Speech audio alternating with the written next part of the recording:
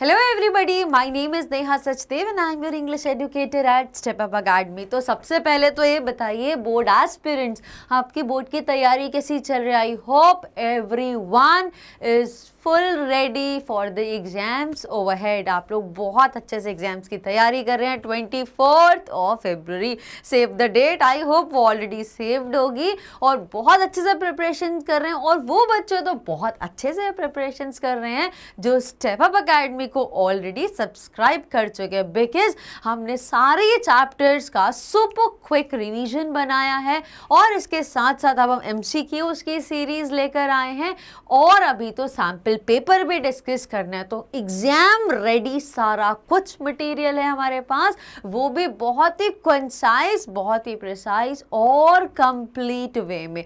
तो अगर अभी भी किसी ने चैनल को सब्सक्राइब नहीं करा, so it's right time to subscribe right now because it costs nothing। और आज हम स्टार्ट करने वाले हैं अगेन हमारी MCQ सीरीज को हम रेज्यूम करने वाले हैं। हमने ऑलरेडी डिस्कस करा था chapter number 1, chapter number 2, chapter number 3 और आज हम डिस्कस करेंगे चैप्टर नंबर 4 और जो बहुत ही इंटरेस्टिंग सा चैप्टर है। आई होप आप सबको पता हो गया होगा अब तक। तो कैसे पता चला? बिकॉज हमने सबसे पहले इसका वन शॉट रिवीजन बनाया था जो पूरे चैप्टर को समराइज वे में लिया था। इसके बाद में हमने इसका सुपर क्विक रिवीजन भी बनाया। अगर आपको लगता है कि कोई पॉइंट मिस हो गया या कोई चीज़ आपसे मिस हो गई तो अभी तुरंत जाके सुपर क्विक रिवीजन को देख लीजिए। आपको लगता है कि उससे क्लियर नहीं हो रहा, थोड़ा डिटेल्ड एक्सप्लेनेशन चाहिए तो आप वन शॉट रिवीजन पे चले जाइए।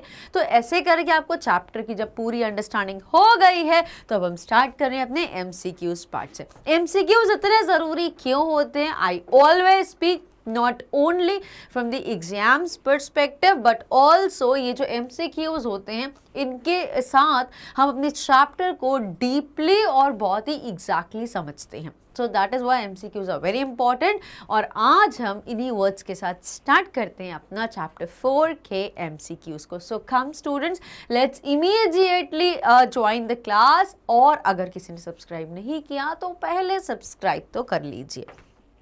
So here we go with chapter number 4 और जिसका नाम है rat trap। मैं इसके बारे में एक बहुत ही ब्रीफ से आपको कुछ बताना चाहती हूँ। What exactly, ताकि आपको थोड़ी सी चीज़ें रिकॉल हो जाए। मैं पूरे चैप्टर की समरी नहीं बता रही हूँ बट एटलीस्ट आप चीज़ों को रिकॉल कर लो कि हमने क्या पढ़ा था।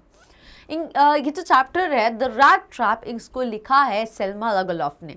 अब जब उन्होंने लिखा तो ये किसके बारे में और क्या चीज़ों के बारे में लिखा है वो बस बता देती हूँ। तो ये जो रैट ट्रैप है ये बेसिकली है किसके बारे में? एक रैट ट्रैप सेलर के बारे में है। एक ऐसा पुअर पर्सन जो रैट ट्रैप्स को सेल करता है। अब रैट ट्रैप क्या होता है? चूहे का जो पिंजरा होता है जिसमें हम रैट के लिए कुछ बेट्स लगाते हैं, खाने की कोई चीज़ें, कोई चपाती का पीस हो सकता है, कोई ब्रेड टोस्ट हो सकता है, जिससे कि वो लालच की वजह से रैट उसको खाने के लिए आता है उसके पिंजरे में। और जब वो उस चीज़ को खाता है तो ऊपर से उसका जो वो चैनल है वो बंद हो जाता है और रैट उसमें ट्रैप हो जाता है।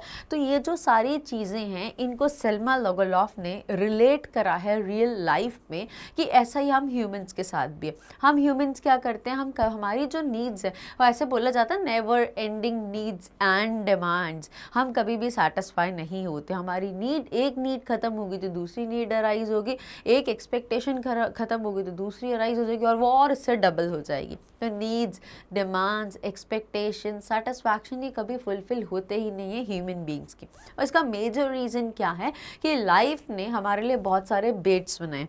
कभी मूवी, कभी बाहर का फूड, कभी ये वाली लाइफ, कभी ऐसी वाली चीज़। तो ये जो सारी चीज़ें हैं जिससे हम सराउंड हो रहे हैं वो सारे एक बेट्स हैं। जब हम उनको लेने जाते हैं तो हम उसके ट्रैप में फंस जाते हैं। ये एग्जैक्टली रैट ट्रैप के एग्जाम्पल से ऑथर हमारे बारे में, ह्यूमन लाइफ के बारे में बताना चाह रही है। अब ये जो स्टोरी एक पुअर रैट ट्रैप सेलर की है जो कभी कभी उसके रैट ट्रैप सेल हो जाते हैं बट जब नहीं होते तो इतना पुअर, इतनी मिजरेबल लाइफ है कि उसको 2 वक्त का खाना भी प्रॉपरली नहीं मिल पाता और वो बहुत अकेला है, उसके साथ में कोई भी नहीं रहता बिकॉज ऑफ पावर्टी। उसके पेरेंट्स नहीं है, उसकी शादी भी नहीं है, लोनलीनेस। तो मेजरली इस चैप्टर में बहुत ह्यूमरस टच भी यूज़ करा है। जो रैट ट्रैप है वो बहुत कॉमिकली हंसता है हम लोगों पर, ह्यूमन बीइंग्स पर, जो एलीट क्लास के हैं, जो एवरेज, जो रिच क्लास के लोग हैं, वो उनको बोलता है कि ये सब तो ट्रैप्ड हैं, ऐसे ट्रैप्ड हैं ये लोग कि कभी भी इन ट्रैप से बाहर नहीं आ सकते, बिकॉज एक चीज़ उनकी ख़त्म होती है दूसरा बेट अट्रैक्ट करता है, एक बेट ख़त्म होता है तो तीसरा स्टार्ट हो जाता है। तो हम कॉन्टीन्यूसली एक के बाद एक चीज़ों में बिल्कुल हम वोवन हैं, हम बिल्कुल इतने इंटरलॉक हो गए हैं कि उन चीज़ों से हम बाहर नहीं आ पा रहे। तो ही एंजॉयज कि एंड ऑफ द डे तो मैं तो बहुत खुश हूँ, मैं ऐसे किसी भी बेट की तरफ अट्रैक्ट नहीं होता, and I am very happy in my own life and life style को। सब बहुत अच्छे से अपनी पॉवर्टी को, अपनी मिजरेबल लाइफ को एक्सेप्ट करते हैं, बट कहीं ना कहीं उनको भी ग्रीड होता है, तो अपनी ग्रीड की वजह से वो थोड़ी बहुत पिटी कभी बेगिंग करते हैं और कभी पिटी चीज़ों की थीवरी भी करते हैं अपनी लाइफ स्टाइल को रन करने के लिए, या ऐसा बोल सकते हो एटलीस्ट अपनी बेसिक नीड जो है फूड की, अपने हंगर को सेटिस्फाई करने के लिए। तो ये पूरा कुछ ऐसा ब्रीफ इंट्रोडक्शन था about this chapter the rat trap. मैंने पूरा नहीं बताया, बस आपको रिकॉल हो जाए कि हमने क्या पढ़ा था, क्या चीज़ें, ताकि आप कनेक्ट कर पाओ MCQs। अब हम स्टार्ट करते हैं अपने फर्स्ट MCQ के साथ। सो here we go. Who is the author of the rat trap? तो कौन है? Thomas B Allen, Howard Phillips, Sudha Murthy. ऐसे तो कोई हमने नाम ही नहीं पढ़े हैं, बट अगेन यहाँ पे कोई प्रोसेस ऑफ एलिमिनेशन भी वर्क नहीं करता, because I have always discussed with you, जब बात आती है किन किन चीज़ों की, जब बात आती है नेम्स की, जब बात आती है डेट्स की, जब बात आती है इवेंट्स की, जब बात आती है कोई ऐसी स्पेसिफिक डिटेल की, जैसे एड्रेस हो गया, ईयर हो गया, डेट्स में ही आ सकता है, ईयर हो गया, एड्रेस हो गया, ऐसी कोई पर्टिकुलर चीज़ों की जब बात आती है तो ये हमें रटने ही पड़ेंगे। हमें रटना लाइक कैसे रखना है? क्वालिटेटिवली। क्वालिटेटिवली कैसे करेंगे? हम इन चीज़ों को किसी चीज़ से एसोसिएट कर देते हैं। अगर आपने प्रीवियस वीडियोस देखी होगी तो आपने देखा होगा हमने कैसे ईयर्स याद करे थे। 1920 में हुआ था, 1918 टू 1920, 1940 में, फिर 50 इंडिगो चैप्टर जब हमने देखा उसमें देखा कि 50% ऑफ द शेयर क्रॉपर्स इतना लैंड देना होगा। फिर फाइनली डिसाइड हुआ कि 25% उन्होंने, ब्रिटिशर्स ने ऑफर करा कि हम 25% देंगे। फाइनल डील हुई थी 15% ऑफ लैंड पे उनको इंडिगो को क्रॉप करना था। तो ये कैसे हमने नंबर्स को, फिगर्स को प्रैक्टिस करा था। तो न्यूमेरिकल वैल्यूज़ हो सकती हैं, address, year, date, names, events. जब ऐसी चीज़ें आती हैं तो हमें थोड़ा लॉजिकली इनको इंफॉर्मेशन को एसोसिएट करना पड़ेगा with the already existing thoughts in our mind, और तभी हम इनको स्ट्रांगली प्रैक्टिस कर सकते हैं, because there is no other key apart from it. और ये इतनी श्योर की है लॉ ऑफ एसोसिएशन की, इससे ना तो हम कभी भूलते हैं चीज़ों को और ना ही कभी कंफ्यूजन क्रिएट होती है। And the best thing is that अगर आपको आंसर पता है तो डायरेक्टली गो विद दैट। इसमें प्रोसेस ऑफ एलिमिनेशन को यूज़ करना भी मत, बिकॉज हमें क्लियर पता है कि रैट ट्रैप की ऑथर कौन है, दैट इज सेल्मा लगलॉफ। अब हमें पता है तो हम और नाम नहीं पढ़ेंगे, बिकॉज ये कहीं ना कहीं हमने कहीं तो नाम सुने हैं, तो हो सकता है हमें कन्फ्यूजन ना क्रिएट हो। If you are very clear with the name, just go and find the one, बस इतना सही करना है। सो सेल्मा लगलॉफ जो हमने पढ़ा था चैप्टर में, ऑथरस ये हैं चैप्टर की। So let's immediately check with the answer. Here we go with the correct one. I hope चीज़ें आपको बहुत अच्छे से समझ में आ रही है। इट्स जस्ट नॉट अबाउट कि मैं आपके सामने क्वेश्चन लेके आ रही हूँ और आपको बता रही हूँ उसका राइट आंसर ये। No, it's not about that, but ऐसी इन्फॉर्मेशन कहाँ पे हमें प्रोसेस ऑफ एलिमिनेशन पे वर्क करना है और कहाँ पे हमें इन्फॉर्मेशन को हमें प्रैक्टिस करना है यूजिंग लॉ ऑफ एसोसिएशन, ये बहुत इंपॉर्टेंट। और कैसे हम ब्लाइंडली ऐसे ही आंसर दे सकते हैं हमें वो भी समझ में आ रहा है। सो बिकॉज दो चीज़ें होती हैं कोई भी एग्जाम की बात करें, one is speed and second one is accuracy. सिर्फ स्पीड पे वर्क करेंगे तो कहीं ना कहीं बहुत गलतियाँ करेंगे जो हम वैसे भी करते हैं, लेकिन अगर हम एक्यूरेसी से करें, बहुत एक्यूरेटली, बहुत ही प्रिसाइज, तो टाइम बहुत ज़्यादा लगेगा। तो दोनों चीज़ में एक प्रॉपर बैलेंस होना चाहिए, और उसी के लिए हम क्या करते हैं, हम कॉन्सेप्चुअली चीज़ों को समझ रहे हैं जो हम अभी तक करते हैं, कॉन्सेप्ट क्लियरेंस पे वर्क कर रहे हैं, और इन्हीं चीज़ों से हम वो ही अपने कॉन्सेप्ट क्लियरेंस पे वर्क कर रहे हैं। कैसे MCQ से हम चीज़ें देख रहे हैं कि हम अपने बेसिक कॉन्सेप्ट्स को क्लियर करें, बेसिक इन्फॉर्मेशन को हम अपनी रिफ्रेश कर रहे हैं। So yes, with these words, let's head with the next question. Which country does the author belong to? अब देखो आगे ऐसे ही names आ गए, name of a person, place, animal, thing, country, ये सारी जगहों के नाम, तो हमें name कोई भी हो हमें उसको practice ही करना पड़ेगा. There is no other key apart from it. तो अभी तो मुझे पता है, आप भी इसको रिलेट कर सकते हो. सिंगापुर नहीं, सिडनी नहीं, स्विट्जरलैंड नहीं. अब आप बोलो कि कुछ ऐसे कुछ याद था, तो ऐसे हेल्प नहीं करेगा, बिकॉज 4 ऑप्शन है, वो चारों ऐसे स्टार्ट होती हैं. सो हम कैसे याद कर सकते हैं? सेल्मा. अब सेल्मा लगलोफ कहाँ से हैं? स्वीडनी से हैं. ये कैसे हमने सॉरी स्वीडन से. कहाँ से हैं? स्वीडन से. अब सेल्मा स्वीडन. अब हमें याद करना पड़ेगा कि जो सेल्मा लगलोफ है वो एक स्वीडिश पर्सन है. स्वीडन में रहने वाले लोगों को स्वीडिश बोला जाता है. स्वीट डिश नहीं बोला मैंने, स्वीडिश बोला है. जो वहाँ के, जैसे इंडिया में रहने वाले लोगों को इंडियंस बोला जाता है, ऐसे ही जर्मनी में रहने वाले लोगों को जर्मन्स बोला जाता है. स्वीडन में रहने वाले लोगों को स्वीडिश बोला जाता है. तो सेल्मा लगलोफ एक स्वीडन में रहती हैं और वो स्वीडिश हैं. तो सिंगापुर, सिडनी और स्विट्ज़रलैंड, ये हमारे दिमाग में ऐसे ऑप्शंस ही नहीं आएंगे जब हमने उसको एक बार प्रैक्टिस कर लिया.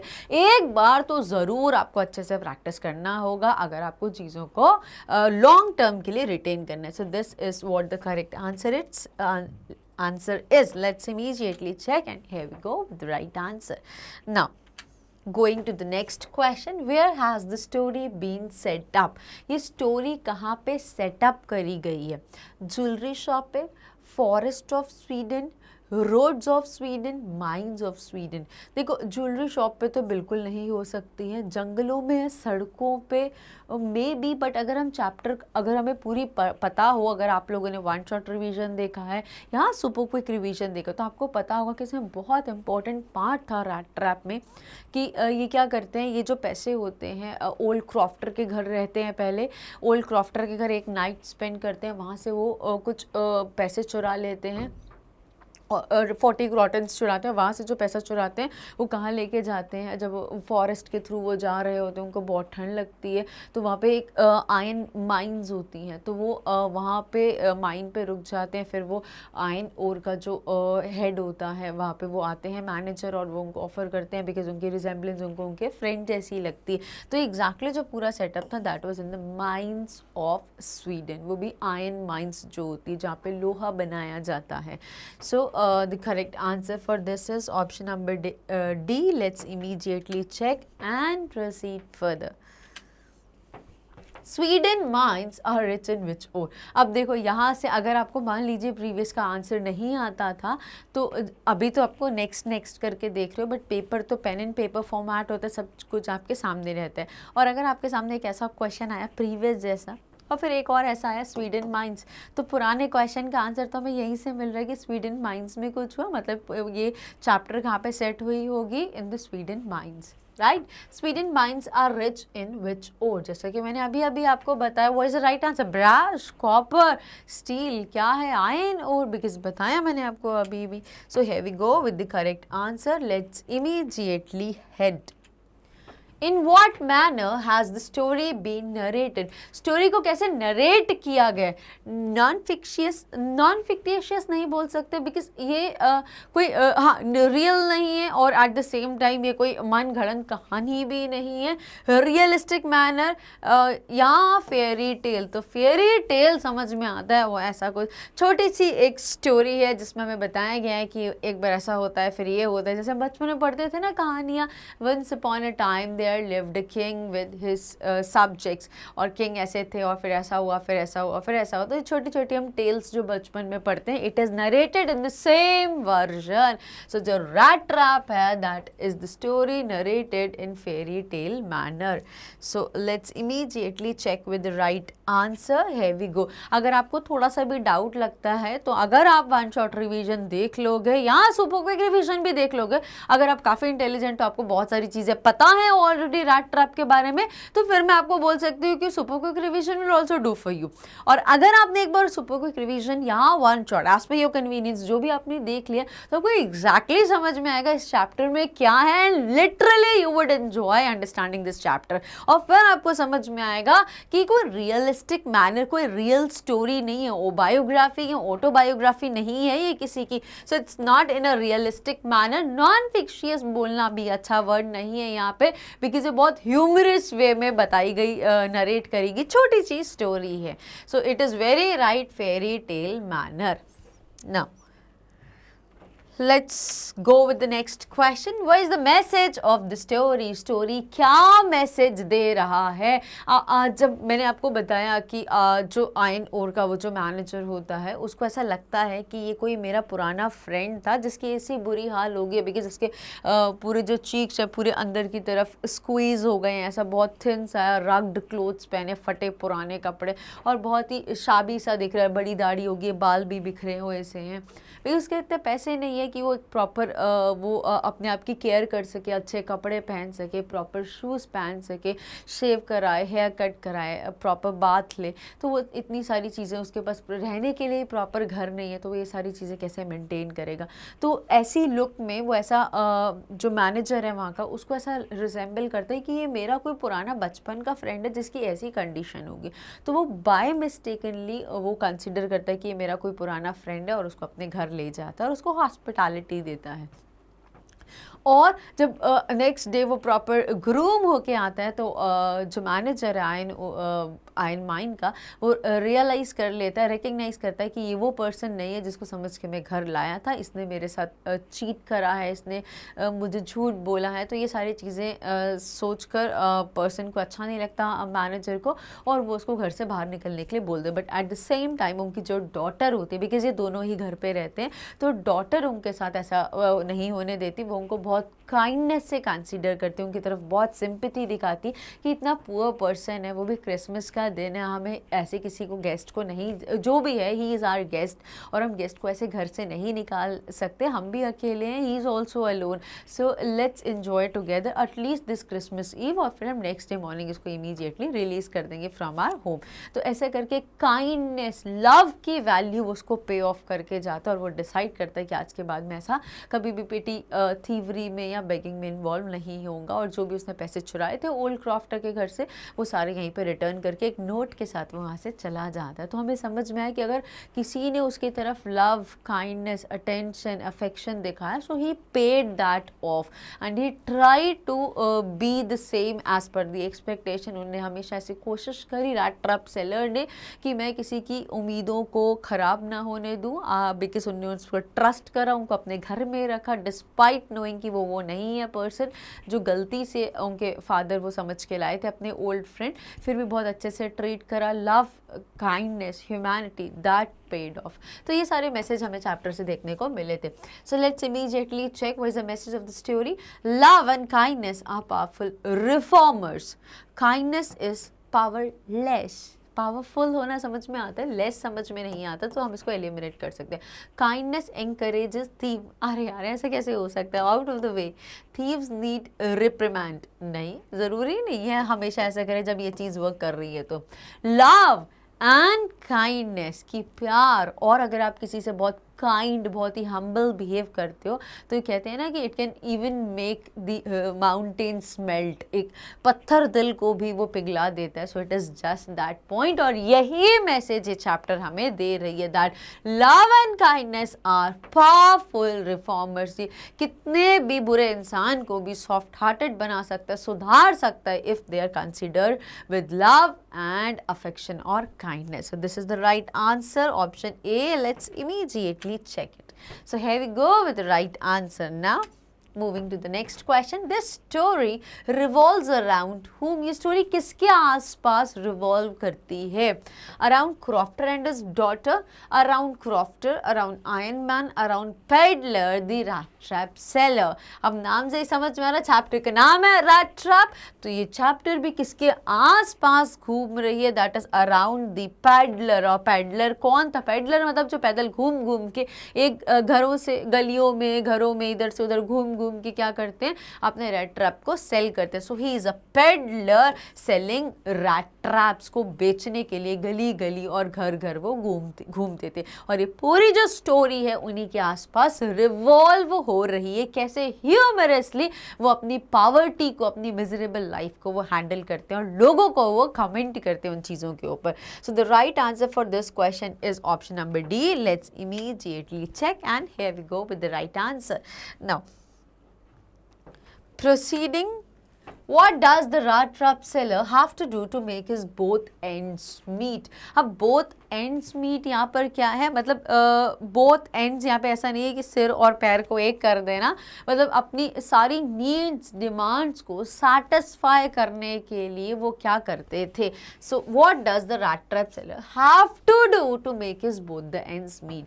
वो पेडलिंग करते थे, सेलिंग करते थे, बेगिंग करते थे, थीवरी एंड बेगिंग करते थे. तो देखो बेगिंग यहाँ पे एक छोटा सा वर्ड है, ये भी सही है बिकॉज मैंने आपको बोला था वो बेगिंग करते थे और पिटी थीवरी पिटी मतलब छोटी मोटी चीज़ों की वो चोरी चकारी करते थे.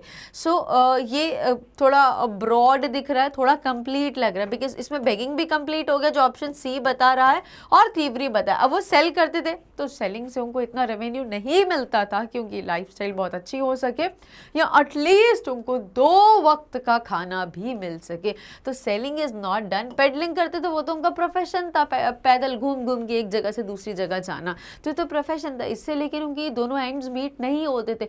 दोनों एंड्स को मीट कराने के लिए, अपनी लाइफ को अच्छा करने के लिए, एटलीस्ट 2 वक्त का प्रॉपर खाना खाने के लिए उनको मजबूरी में, लिखा है ना what have to do, have to मजबूरी में करना पड़ता था व्हाट. तो उनको कभी कभी बेगिंग करते थे, बेगिंग से भी इतना नहीं मिलता था तो he was forced to do thievery of petty things. तो ये वेरी कंसाइज है, कंप्लीट है and very relevant option as per the chapter. So let's immediately clear the board and check with the right answer and here we go.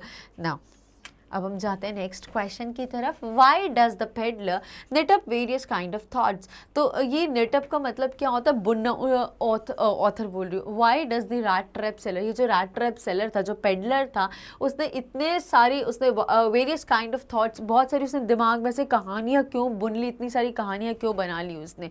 Because of greed. उसको लालच था. Of course जिसको खाना नहीं मिलेगा उसको कहीं ना कहीं ग्रीड तो होगा, but is it the very strong and the reason exactly supported from the chapter? Let's check further. Travelling की वजह से नहीं, ये ऐसा कोई उसकी बेसिक नीड्स तो उसकी फुलफिल नहीं हो रही थी, उसको 2 वक्त का खाना तो मिल नहीं रहा था, वो ट्रैवल का कहाँ से शौक पूरा करेगा? Because of loneliness and poverty. तो सबसे मेजर जो चीज़ है वो ऐसा क्यों इतनी दिमाग में इतनी कहानियाँ बना रहा था कि अगर ऐसा होगा तो ऐसा होगा, फिर ये होगा, और जब ये आइडेंटिफाई कर लेंगे मैं वो नहीं हूँ जो समझ के घर लाए हैं तो मेरे से कैसा ट्रीटमेंट होगा, मुझे जेल में डाल दिया जाएगा या फिर मेरे अगेंस्ट केस फाइल कर दिया जाएगा. तो इतनी सारी कहानियाँ क्यों नेटअप कर रहे थे अपने दिमाग में? Because of loneliness. सबसे बड़ी चीज़ वो अकेले थे, उनको किसी की कंपनी नहीं थी. और जब आयन और के जो मैनेजर थे, उनकी बेटी ने जब इनको कंपनी दी, अपने मतलब फैमिली में उनको इंक्लूड करा, उनके साथ क्रिसमस सेलिब्रेट करने का प्लान करा, तो उनको बहुत अच्छा फील हुआ और कुछ समय के लिए उनकी लोनलीनेस खत्म हो गई. और because he was living a very miserable life. वो गरीब थे बहुत ज़्यादा, इतनी ज़्यादा पॉवर्टी की वजह से उनको जब एक प्रॉपर हॉस्पिटैलिटी मिली, उनका प्रॉपर ग्रूम किया, उनको नई ड्रेस निकाली, एक सूट दिया प्रॉपरली क्रिसमस के लिए, उनको रेडी किया, तो उनको बहुत अच्छा लगा. सो मेजरली ये जो इतनी सारी जो उन्हें कहानियाँ अपने दिमाग में जो बुनी थी उसका रीज़न क्या था? क्योंकि वो अकेले थे और वो इतने गरीब थे कि उनको पहली चीज़ लोनलीनेस, तो वो उनको कंपनी लगी तो उनको बहुत अच्छा लगा. दूसरी चीज़ वो इतना गरीब थे, वो एक्सपेक्ट कर रहे थे शायद मुझे यहाँ पे एटलीस्ट मुझे अगर बहुत पैसे ना मिल पाए, यहाँ से मुझे कुछ पैसे भी ना मिले, बट मुझे 2 वक्त का अच्छा सा खाना तो मिल जाएगा और मुझे रहने को अच्छी सी जगह मिल जाएगी. सो ये मेजर वजह से उन्होंने बहुत सारे दिमाग में कुछ कुछ सोचने लग गए. So I hope C must be the right answer. Let's immediately clear and check with the right answer. Here we go. Now, moving to the next question. In peddler's view, what does the world look like? तो peddler को क्या लगता था कि जो आसपास की दुनिया है वो क्या है? वो पूरी एक रैट ट्रैप है जो कभी ना कभी कहीं ना कहीं ऐसे जाल में ज़रूर फंस जाएगी और ऐसे जाल में फंसेगी जिसमें खुद से निकलना पॉसिबल नहीं हो पाएगा। So what does the peddler view the entire world to be? एक रैट है, नहीं जंगल नहीं है, जिक्सॉ नहीं है, एग्जैक्टली एक रैट ट्रैप है। हर दूसरा इंसान किसी न किसी को अपने रैट ट्रैप में ट्रैप करने की पूरी कोशिश करता है और बहुत सक्सेसफुली इसमें बहुत सारे लोग ट्रैप हो जाते हैं और जब वो ट्रैप हो जाते हैं तो उनको रिग्रेट होता है, but they have no choice left with them. So this is exactly very beautiful answer of this question and here we go with the correct answer now. Moving to the next one, according to the seller, what leads us to various miseries? अब ये जो chapter है उसमें जो rat trap seller है उसके according क्या reasons हैं कि इंसान what are the things that leads us to various miseries, problems, सफ़र? ये ह्यूमन लाइफ में ऐसा क्यों हो रहा है? जब सब कुछ है फिर भी हम बहुत मिजरेबल लाइफ, हम बहुत मिजरीज हैं, बहुत प्रॉब्लम्स हैं, बहुत सारी दुविधाएं, कठिनाइयाँ, ये सारी चीज़ें क्यों है, किसकी वजह से हैं? सो ऑफ कोर्स अट्रैक्शन की, लोगों की वजह से, दोस्तों की वजह से, not very well, wishes and greed of comfort. Yes, attraction अच्छा है बट अट्रैक्शन की वजह से इतनी सारी मिजरीज नहीं होंगी। जो मेजर रीज़न है वेरियस काइंड्स ऑफ मिजरीज, इतनी ज़्यादा प्रॉब्लमेटिक लाइफ क्यों हो रही है, तो उसका बहुत अच्छे से जो रीज़न है that is wish and greed of comfort, जो कभी भी एंड नहीं होती। There never ending needs and demands, never ending satisfaction and never ending expectation. ना हमारी कभी एक्सपेक्टेशन खत्म होती है, ना हम कभी किसी चीज़ से सेटिस्फाई होते हैं। और नीड्स और डिमांड्स तो ऐसी, आज अगर हमें इस चीज़ की नीड, आज अगर हमें कूलर की नीड है तो कल हमारी एसी की नीड होगी, तो परसों हमारी नीड होगी कि why not travel to moon. तो हमारी नीड्स तो नेवर एंडिंग है, नीड्स, डिमांड्स, एक्सपेक्टेशन और सेटिस्फैक्शन फिर भी जीरो ही है। तो ये सारे एग्जैक्ट रीजंस हैं which are leading all human beings to various sort of miseries. So right answer should be absolutely option number D. What do you guys say? जल्दी comment section में at least एक answer तो लिख के बता दो मुझे फटाफट। So okay, बता दो, तब तक मैं नेक्स्ट करती हूँ और हम चेक करते हैं with right answer. Here we go, thank you very much. अब कितने लोगों ने सही दिखा, सही आंसर मार्क किया? I will check that and definitely take the name in the next session. तब तक हम प्रोसीड करते हैं with the next question. So why did the peddler have to take shelter? Peddler को शेल्टर क्यों लेनी पड़ी? पेडलर के पास सबसे because he was living in a very miserable life, बहुत ही पुअर लाइफ लीड कर रहा था। तो क्या रीज़न था कि उसको शेल्टर लेनी पड़ी और कहाँ पे ली थी? ओल्ड क्रॉफ्टर, जो वो भी एक बुजुर्ग सा क्रॉफ्टर था, फार्मर था, अकेला रहता था और उसको लगा कि चलो एक रात मुझे कंपनी मिल जाएगी। और उस पुअर पर्सन, जो पुअर पेडलर था, उसको भी लगा कि मेरे को एटलीस्ट छत मिल जाएगी एक रात के लिए। और दोनों ने एक दूसरे की कंपनी भी एंजॉय करी। खुद ओल्ड क्रॉफ्टर ने फूड बना के सर्व करा पेडलर को और फिर उन्होंने कार्ड्स की कुछ गेम भी खेली और फिर नेक्स्ट मॉर्निंग दोनों अपने काम पे चले जाते हैं। और रैट ट्रैप सेलर फिर से आता है और जो उसने 40 क्रॉटन्स देखे थे उसको चुरा लेता है। तो ये एग्जैक्टली था, जब आप सुपर क्विक रिविजन देखोगे तब भी पता चल जाएगा, वन शॉट तो बहुत डिटेल में आपको समझ में आ ही जाएगा। So let's immediately check with the options now. So is it because of his wishes? अपनी विश की वजह से उन्होंने शेल्टर लिया रैट ट्रैप सेलर ने या पेडलर ने? Because he wants to steal, चोरी करने के, उसको थोड़ा ना पता था यहाँ पे मनी रखी और मैं चोरी कर लूँगा, या इसके पास कितनी मनी होगी, बिकॉज वो भी पुअर था, बहुत ज़्यादा रिच तो नहीं था। तो ये बहुत स्ट्रॉन्ग नहीं लगता, इनडायरेक्टली है बट डायरेक्टली कहीं नहीं पता चला। Because he wants to be with his friends, नहीं दोस्त तो था ही नहीं, वो तो अनजान व्यक्ति था। Because he had no home, yes, homeless था, लोनलीनेस था, पॉवर्टी स्ट्रिकन था। तो ये रीजन्स मेजर थे जिसकी वजह से peddler was force to take shelter with the और share the shelter with the old crofter.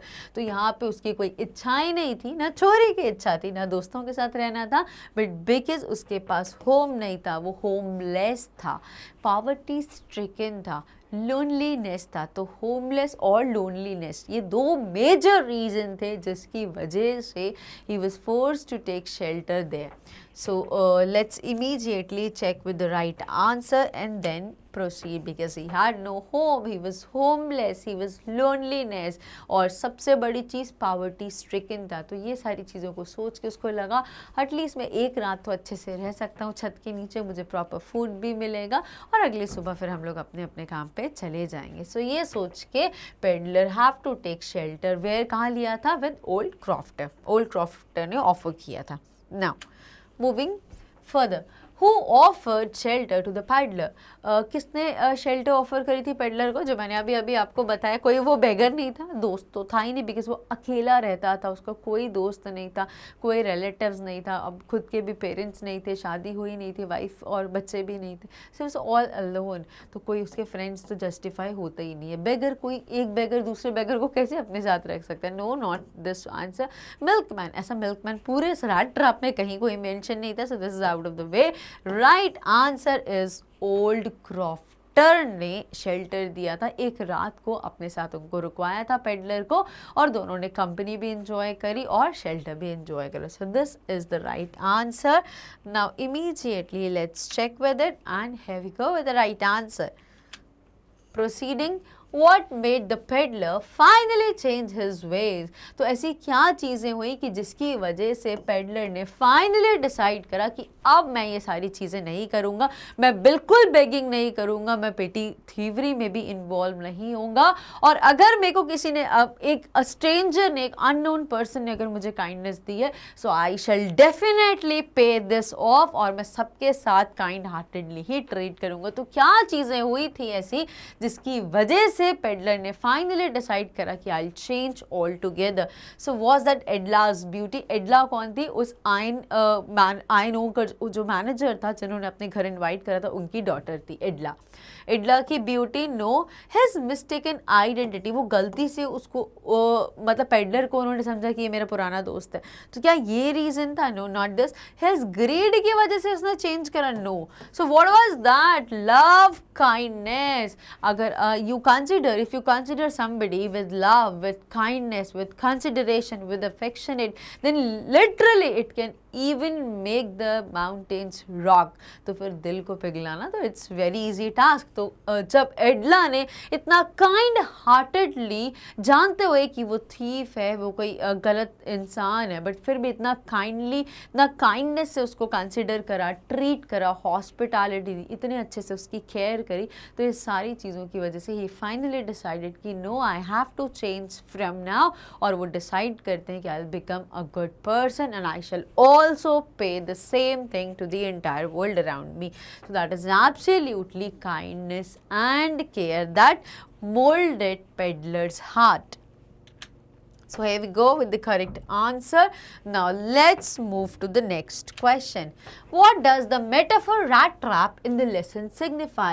अब ये क्या है? Similes and metaphors सुने हैं ना आपने? Similes में क्या होता है? As white as snow, as dark as night, this as और as का similar comparison किया जाता है। Metaphor में as और like word नहीं होता, दो अलग चीज़ों को compare किया जाता है। So what does the metaphor rat trap in the lesson signify? तो रैट ट्रैप किसको सिग्निफाई करता है? ह्यूमंस को, थीव्स को, अट्रैक्शंस को। देखो ह्यूमंस को एग्जैक्टली सिग्निफाई नहीं कर रहा है रैट ट्रैप, ना ही चोरों को कर रहा है, ना ही अट्रैक्शन तो बेट्स हैं जो क्लियरली बोला गया है। So human grid and distractions बहुत ही साउंड और बहुत ही जस्टिफाई लग रहा है। क्यों? पढ़ के समझते हैं। What does the metaphor rat trap in the lesson signify? अब रैट ट्रैप है क्या? वो चूहे का पिंजरा जिसमें चूहा फंस जाता है और उस जाल से फिर बाहर नहीं आ पाता है। ये रैट ट्रैप ही किसको रेफर कर रहा है? लोगों की जो ग्रीड है, हमारा लालच है जिसकी, देखो अगर हमें लालच नहीं होगा तो हम क्यों जाएंगे वो बेट्स की तरफ कि यार वाह ये कितनी अच्छी चीज़ है, चलो एक बार चलते, एक बार तो ट्राई करते ना। एक बार अगर हमने खाना खा लिया और फिर हमारा पेट खराब हो जाता, फिर हम सफ़र करते रहते और हमें आदत हो जाती है उस खाना खाने खाने की, हमें मज़ा आता है वो गंदा खाना खाने में, या एक बार हम मूवी देखने गए, हमें वहाँ का चस्का लग गया, हम मॉल गए, मॉल में शॉपिंग करी, हमें वहीं से मज़ा आने लग गया, भले हमारी जेब के पैसे बहुत सारे जाने लग गए, हमें महंगा, हमने देखा किसी के पास इतना बड़ा फ़ोन, हम उससे भी बड़ा फ़ोन लेके आएंगे। तो ये सब क्या है, ये बेट्स नहीं है तो क्या है, these are just the attraction जिसकी तरफ हर एक ह्यूमन अट्रैक्ट होता है। और फिर भी ग्रीड्स कभी ख़त्म नहीं होती, लालच कभी ख़त्म नहीं होता है और ना ही कभी फुलफिल होता है। तो ह्यूमन की जो ग्रीड्स हैं, और इसको एस फॉर्म होना चाहिए exactly plural, human greeds and distractions जो हैं ये एग्जैक्टली रैट ट्रैप्स हैं। ये हाँ, ये जो हमारा लालच है ये रैट ट्रैप है, ये हमें ट्रैप कर रहा है अपने जाल में। और हम जो डिस्ट्रैक्ट होते हैं, हमारा जो एग्जैक्टली ह्यूमन पर्पस है वो तो हम कहीं बहुत पहले ही भूल जाते हैं और हम लाइफ में कहीं मिसलीड हो जाते हैं, हम कोई डिविएट हो जाते हैं अपने पाथ से। तो ये जो ग्रीड है, ये जो डिस्ट्रैक्शंस हैं लाइफ में, ये एग्जैक्टली रैट ट्रैप्स है, जिसको बहुत अच्छे से चैप्टर में जस्टिफाई किया गया। So right answer should be absolutely option number D. Let's try to check it, justify it and check. So here we go with the correct answer. Now let's immediately go with the next question. What lightens the seriousness of the lesson?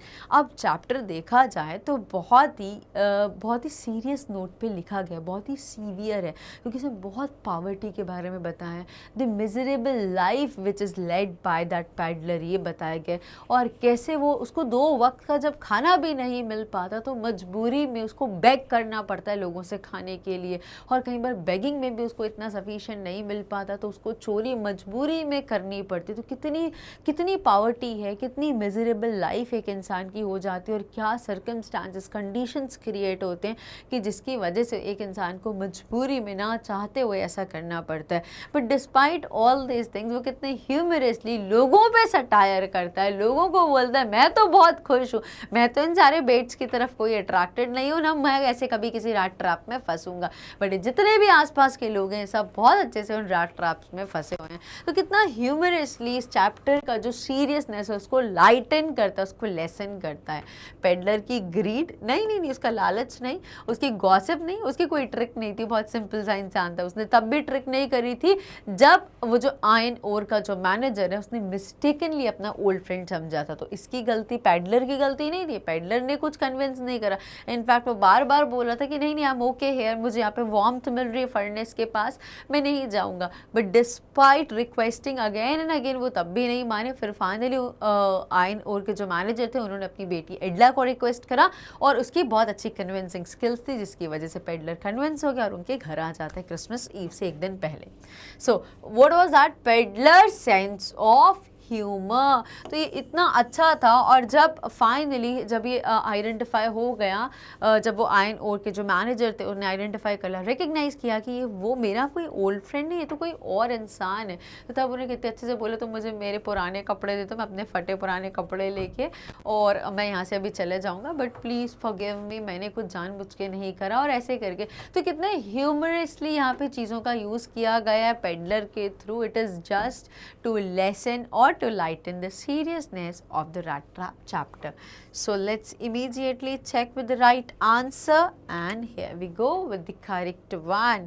Now let's go to next question. What earns the sympathy of the reader towards the peddler? मतलब ऐसी क्या चीज़ें हैं कि जो भी अगर rat trap को पढ़ता है तो उसको बहुत दया आती है towards peddler. His actions, his stories, his face, नहीं his sense of humor and innocent acceptance. Of course sense of humor तो बहुत अच्छी थी, बिकॉज इस चैप्टर की जो सिवियरिटी है, जो बहुत ही ज़्यादा सीरियसनेस है, उसको लेसन करने के लिए, उसको लाइटन करने के लिए बहुत अच्छे से पेडलर अपना सेंस ऑफ ह्यूमर का यूज़ करता है। और उसका जो इनोसेंट एक्सेप्टेंस है of his miserable life, of his poverty, that is something which is really incredible. तो ये 2 चीज़ें हैं जिसकी वजह से जो भी इस चैप्टर को पढ़ेगा, ना सिर्फ 12th का बच्चा, कोई भी अगर XYZ भी इस चैप्टर को पढ़े तो वो लिटरली हैव पिटी और have sympathy towards the peddler. So this is all about these sense of humor and innocent acceptance of peddler earns the sympathy of the reader towards him. So now let's check with D is the correct answer or not, and here we go with the right one. अब हम जाते हैं towards next one. From where did the peddler get the idea of the world being a rat trap? ये कहाँ से idea मिला है rat trap को कि रैट ट्रैप पेडलर को कि ये कहीं ना कहीं जो वर्ल्ड है it is being a rat trap? ये आइडिया कहाँ से आया पेडलर को? फ्रॉम हिज फ्रेंड सिचुएशन, अपने दोस्त, उनकी तो कोई दोस्त ही नहीं थे, तो जहाँ पे भी फ्रेंड्स, रिलेटिव्स, फैमिली ऐसा कोई पॉइंट आता है तो हमें क्लियरली एलिमिनेट कर देना चाहिए, बिकॉज हमें बहुत अच्छे से पता है कि he was all alone, he lead a life of loneliness, of poverty stricken, तो ये सारी चीज़, होमलेस थे वो, ठीक है। सो फ्रॉम क्रॉफ्टर्स बिहेवियर, क्रॉफ्टर के बिहेवियर से उन्हें सीखा idea of world being a rat trap. Crofter ने तो बहुत अच्छे से बिहेव करा, क्रॉफ्टर से ऐसा कुछ समझ, बल्कि बहुत काइंडनेस, बहुत ह्यूमैनिटी से उन्होंने सर्व करा इस रैट ट्रैप पेडलर को, तो वहाँ से तो रैट ट्रैप समझ में बिल्कुल नहीं आया था। एडला के वर्ड से उनको ऐसा लगा कि ये वर्ल्ड रैट ट्रैप है, या फिर from A circumstances and miserable life condition. So Adler ने तो बहुत काइंड हार्टेड थी और बहुत ही केयर करी, बहुत ही कंसिडरेट थी टुवर्ड्स दैट रैट पेडलर, तो उनको वहाँ से समझ नहीं आया कि ये सब रैट ट्रैप में फंसे हैं। बट फ्रॉम ए सर्कमस्टांसेस की उनके रैट ट्रैप पेडलर की जो अभी सर्कमस्टांसेस थी, जो कंडीशन थी, जो सिचुएशन थी, और जो मिजरेबल लाइफ एक रैट ट्रैप पेडलर लीड कर रहा था, उससे ये समझ में आता है कि जो पूरा वर्ल्ड है ये एक बहुत अच्छा रैट ट्रैप है, बिकॉज उसकी खुद की कंडीशन से जब वो बाकी लोगों को कनेक्ट करता था या रिलेट करता था, उसको रियलाइज़ होता था कि yes, I am leading a very happy and a satisfactory life. भले खाना नहीं है 2 वक्त का, पर एटलीस्ट मैं एक रैट ट्रैप में तो नहीं फंसा हुआ हूँ, I am free at least. So this was the message also which was conveyed from the chapter, and let's immediately check with the right, and here we go. Now moving further, why was he amused by his idea of a rat trap? Why was peddler amused? Why was he surprised? क्यों surprised हुआ by his idea of a rat trap? It was a bad joke, it was a good comparison, it was the exact situation and was humorous, या ना? तो क्यों ये जो peddler था, why was he amused? कि खुद का उसका जो आइडिया था कि दुनिया पूरी एक रैट ट्रैप है, इस आइडिया से वो क्यों इतना सरप्राइज हुआ, क्यों अम्यूज्ड हुआ? बिकॉज उसको लगा बैड जोक था, ऐसे कैसे ही हो सकता है? नहीं, it was a good comparison. Okay, let's consider this, it was the exact situation and was humorous. तो कंपैरिजन नहीं कर रहे थे, बट एग्जैक्टली यही सिचुएशन थी और काफ़ी ह्यूमरस टच उन्होंने यूज़ करा, तो इसी वजह से he was very much amused, he was very much surprise by his idea of rat trap, कि कितने अच्छे से जो वो काम करते थे, वो रैट ट्रैप एक सिचुएशन, जो रैट ट्रैप पेडलर थे, रैट ट्रैप्स को सेल करते थे, और वही चीज़ों को वो रिलेट कर पा रहे थे लोगों से, जो उनको बहुत अच्छे से कनेक्ट कर रही थी, एग्जैक्ट सिचुएशन बता रही थी, और बहुत ही उनको हंसी आ रही थी सोच के कि क्या ये अमीर लोग हैं, ये सब एक जाल में फंसे हुए हैं, एक रैट ट्रैप में फंस गए हैं ये लोग, और मैं जिसकी बहुत ज़्यादा नीड्स, डिमांड, एक्सपेक्टेशन नहीं है, मैं बहुत फ्री हूँ और ऐसे एटलीस्ट एक रैट ट्रैप में तो ट्रैप्ड नहीं हूँ। तो C, I hope, should be the right answer, and here we go checking with it. Now let's go to the next question. Why was the iron master so talkative and friendly with the peddler? वो इतने talkative क्यों थे और इतने friendly क्यों थे? क्योंकि उनको ऐसा लग रहा था कि ये इंसान जो फर्नेस के पास खड़ा है, ये बेचारा इंसान, ये मेरा पुराना फ्रेंड है, और अब इसकी ऐसी कंडीशन हो गई है, शायद इसके बच्चों ने इसको सपोर्ट नहीं करा, या गरीबी की वजह से, कम पैसों की वजह से इसकी ऐसी कंडीशन हो गई है, और इसीलिए वो इतना उससे बात कर रहे थे, इतना फ्रेंडली उससे डील कर रहे थे, और उसको अपने घर पे आने के लिए बार बार इंसिस्ट कर रहे थे, because he knew him, because he was his friend. जानते थे? नहीं, जानते तो बिल्कुल भी नहीं थे। उनके दोस्त थे? नहीं, दोस्त तो हो ही नहीं सकता, उनका कोई दोस्त नहीं था, उनका आस पड़ोस नहीं था, क्योंकि उनका खुद का ही रहने का ठिकाना नहीं था। Because of his resemblance to one of his old friend, क्योंकि वो रिजेम्बल कर रहे थे एक आयरन मास्टर के कोई बचपन के पुराने दोस्त को। कौन? Rat trap peddler. और वो बार बार मिस्टेकनली उनको अपना फ्रेंड कंसिडर कर रहे थे, जिसकी वजह से उनको लगा कि ये मेरा कोई पुराना फ्रेंड है और उसको घर पे आने के लिए इनवाइट कर रहे थे और इसीलिए इतना टॉकेटिव और इतना फ्रेंडली जेस्चर दे रहे थे टुवर्ड्स रैट ट्रैप सेलर और that peddler. So for me answer should be absolutely D option. Let's immediately check with the right. So here we go, checking with the answer, and there we are. Now let's move to the next question. Why did Edla bring the peddler to her house of Christmas for Christmas cheer?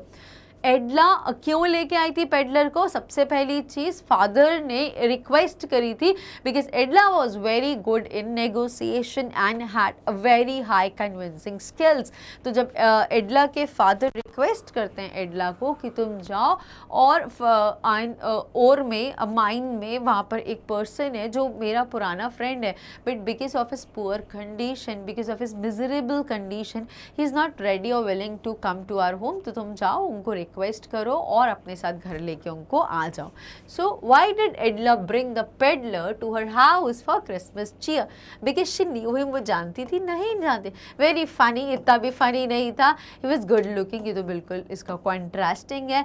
Because of his resemblance to her father's old friend. Absolutely. क्यों लेकर आई थी? Because सबसे पहली चीज़ father ने request करा था एडला को, और क्योंकि फादर को लग रहा था कि कोई ये उनका बचपन का दोस्त है, इसीलिए एडला को उन्होंने रिक्वेस्ट करी और एडला ने उन चीज़ों को फॉलो करा. वो माइन पे गई और उनको रिक्वेस्ट करती और उनको घर आने के लिए बोल दिए, क्योंकि उनको ऐसा लग रहा था वो उनके फादर के कोई ओल्ड फ्रेंड हैं. Now let's check with the answer, and here we go with the correct one. Now proceeding further.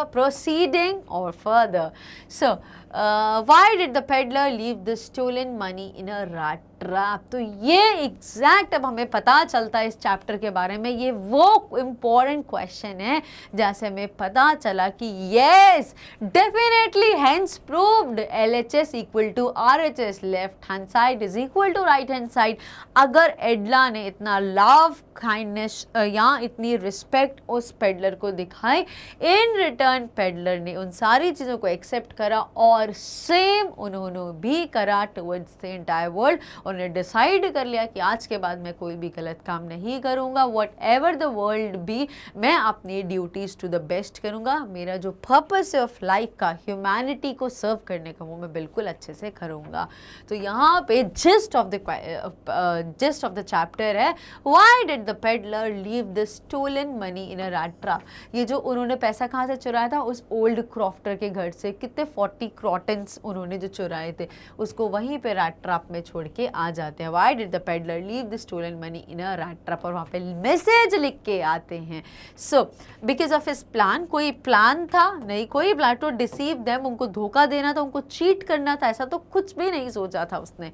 Because his heart was changed with Edla's kindness. तो यहाँ पे हमें समझ में आता है कि kind love, kindness, humanity, care, affection, everything literally pays you off. because बोलते हैं good deeds would pay you off.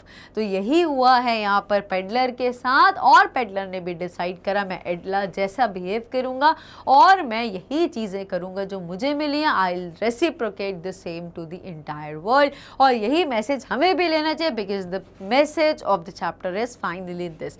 Let's justify this answer and here we go with the correct one. आप जल्दी से हमने डिस्कस कर लिया है और प्रोसीड करते हैं. How is the peddler influenced by meeting the crofter and Edla? तो जब पेडलर मिले, दो लोगों से मिले. सबसे पहले मिलते हैं वो ओल्ड क्रॉफ्टर से और फिर मिलते हैं वो एडला से. तो वो कैसे चेंज हो जाते हैं इन दो भले इंसानों से, इन दो इतने महान, इतने अच्छे इंसानों से. दीज ग्रेट टू पीपल, कैसे ये दो महान लोग इन्फ्लुएंस करते हैं पेडलर की लाइफ को. He was encourage to steal money? नहीं. He became a rat trap seller. इनसे मिलके वो सेलर बन गया, रेड ट्रैप्स को बेचने लग गया. वो तो पहले से ही था profession. His heart was change. none of these, NOTA तो नहीं है. so nota means none of the above, या none of these. so his heart was changed now. इन ऐसे अच्छे लोगों से मिलके उसने डिसाइड करा कि मैं अब बिल्कुल चेंज हो जाऊंगा और मैं भी बहुत अच्छा करूंगा. I would definitely share love, kindness, affection and unconditional support wherever I could do to whomsoever I could. तो this was exactly जिस्ट को जस्टिफाई किया गया है इस क्वेश्चन से. Answer, right answer is option number C. इसको हम immediately check करते हैं and here we go with the right one. अब प्रोसीड करते हैं नेक्स्ट क्वेश्चन की तरफ. Why did Edla have doubts about the peddler? तो एडला को डाउट्स क्यों थे उस पेडलर के बारे में? उसके बिहेवियर की वजह से, उसके वर्ड्स की वजह से, उसके फियर और उसके अभी. एडला को क्यों डाउट हुआ? ये पापा का फ्रेंड नहीं लग रहा था. वो जैसे बिहेव कर रहा था, वो जो वर्ड्स वो ज़्यादा कुछ तो बोल ही नहीं था, बिकॉज वो बहुत डरा सहमा सा हुआ था कि अगर उनको समझ में आ जाएगा या अगर उस आयरन मास्टर या उनकी बेटी को रियलाइज़ होगा कि मैं उनका ओल्ड फ्रेंड नहीं हूँ, मतलब उनके फादर को ओल्ड फ्रेंड नहीं हूँ, या आयरन मास्टर का मैं पुराना बचपन के दोस्त नहीं हूँ, तो वो मेरे साथ कैसे ट्रीट करेंगे, मुझे घर से निकाल देंगे. Also may hand over me to the cops और I would be behind the bars. तो ये सारी चीज़ें सोच के वो उनको क्या लगा. So why did Edla have doubts about the peddler? क्यों doubts? Because might be because of his fear and appearance की वजह से, कि बहुत महिला को चल रहा, रग्ड बिल्कुल क्लोथ्स पहने, बिल्कुल फटे पुराने कपड़े थे और वो बार बार बहुत डरा हुआ सा लग रहा था. So might be this would be the right, because behaviour उसने बहुत कुछ, वर्ड्स तो उसने बिल्कुल यूज़ ही नहीं करे और बिहेवियर भी उसका ऑलमोस्ट न्यूट्रल था, बिकॉज वो अपनी नहीं चाहता था कि उसकी राइट पर्सनैलिटी रिवील हो सबके सामने. So it would be his fear and appearance. वो इतना डरा सहमा सा हुआ था और इतना ऐसा दिख रहा था जिसकी वजह से एडला आयरन मास्टर की बेटी को डाउट हो रहा था towards peddler. So let's check with the correct answer, which must be C, and it is exactly. Now we are going to the next question. Why did the peddler not reveal his true identity? तो finally here comes the last question. Why did the peddler not reveal his true identity? peddler ने अपनी सही identity क्यों नहीं clearly बोला कि नहीं sir, iron master को फर्स्ट विजिट पे जब वो उनसे माइन में मिलते हैं फर्नेस के पास उसकी वार्मथ लेने के लिए, because it was December night, peak night का टाइम था और उनको बहुत ठंड लग रही थी और कपड़े भी बहुत फटे पुराने मैले कुचैले कपड़े थे, रग्ड ड्रेस थी. तो तब उन्होंने क्यों नहीं बोला, why did not he reveal his true identity? क्योंकि उनको लग रहा था अगर मैं शायद चला जाऊँ थोड़े से वो मुझे मेरे पे दया करके मेरी कंडीशन पे उनको पिटी आएगी और मुझे शायद थोड़ा सा खाना और पैसे दे दें. तो भूख की वजह से, ग्रीड की वजह से, हंगर की वजह से उन्होंने अपनी राइट आइडेंटिटी रिवील नहीं करी थी. सो बिकॉज ऑफ फियर वो डर गए थे, नॉट वेरी स्ट्रॉन्ग, ये भी एक रीज़न था.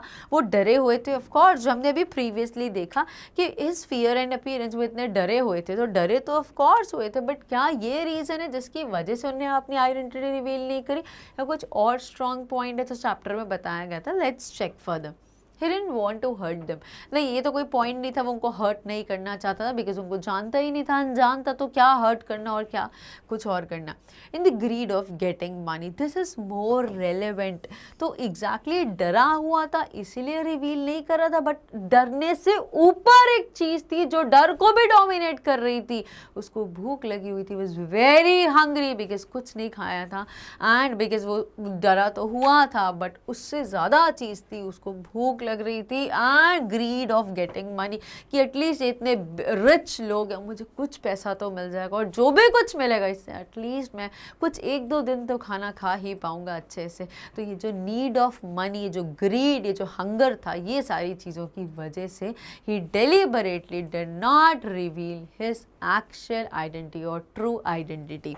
So with this ends with the discussion of the entire MCQs based on the rat trap. अब हम proceed करेंगे. नहीं, अच्छा, okay, I did not check with the right answer. So as a pattern signature line, let's immediately check with the right answer, and here we go.